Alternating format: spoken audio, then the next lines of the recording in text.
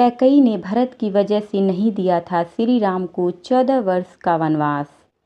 राम के पिता राजा दशरथ की तीसरी पत्नी कैकई थी। कैकई ने भगवान राम को ही 14 वर्षों के वनवास पर भेजा था। वैसे तो कैकई भगवान राम और अपने बेटे भरत से प्रेम करती थी, जबकि कैकई ने भगवान राम के लिए 14 वर्षों का वनवास मांगा था। तब भरत बहुत हैरान हुए थे, क्योंकि वह जानते थे कि माता राम से कितना प्रेम करती हैं। लेकिन आपको जानकर हैरानी होगी कि देवताओं ने कैकई से यह काम करवाया था। इसके पीछे एक रोचक कथा है। राजा दशरथ के विवाह के पहले कैकई महर्षि दुर्वासा की सेवा किया करती थी। कैकई की सेवा से प्रसन्न होकर महर्षि दुर्वासा ने कैकई का एक हाथ ब्रज का बना दिया था और आशीर्वाद दिया था कि भविष्य में भगवान तुम्हारी गोद में खेलेंगे। समय बीतता गया और कैकई का विवाह राजा दशरथ के साथ हुआ।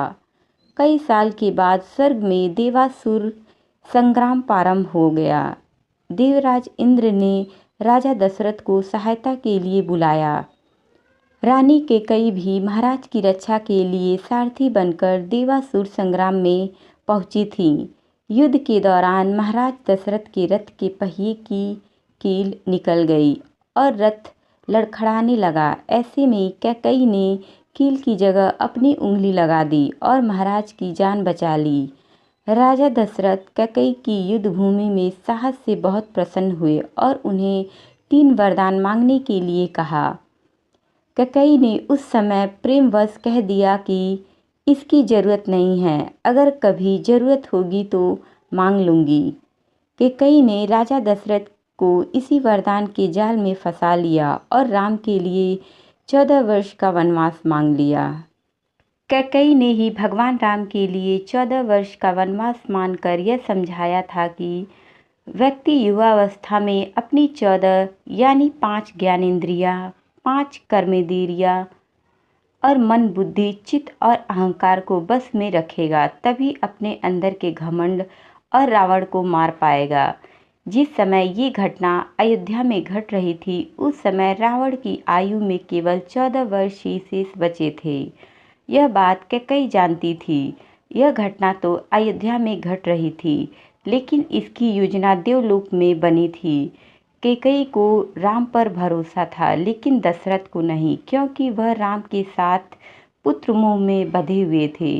भगवान राम श्री हरि विष्णु के अवतार थे। यह सारी योजना उन्हीं की बनाई हुई थी। इस योजना में भगवान राम ने सरस्वती से मंथरा की मति में अपनी योजना डलवाई। मंथरा ने कैकई को वही सब सुनाया और समझाया जो सरस्वती करवाना चाहती थी। इसके सूत्रधार स्वयं भगवान श्री हरि विष्णु थे। उन्होंने ही यह योजना तैयार की थी। कैकई यह जानती थी कि यदि राम अयोध्या के राजा बन गए तो रावण का वध नहीं होगा। इसके लिए वन में तप करना जरूरी था। कैकई चाहती थी कि राम केवल अयोध्या के ही सम्राट न बने, वह विश्व के समस्त प्राणियों के हृदय के सम्राट बने। इसके लिए राम को अपनी समस्त शोधित इंद्रियों और अंतःकरण को तप के द्वारा सिद्ध करना होगा। रामायण और महाभारत दोनों में ही 14 वर्ष के वनवास की बात सामने आती है। रामायण में भगवान राम को 14 वर्षों का वनवास भोगना पड़ा था, जबकि महाभारत में पांडवों को 13 वर्ष का वनवास और 1 वर्ष का अज्ञातवास झेलना पड़ा था। इसके पीछे ग्रह गोचर भी मायने रखते हैं।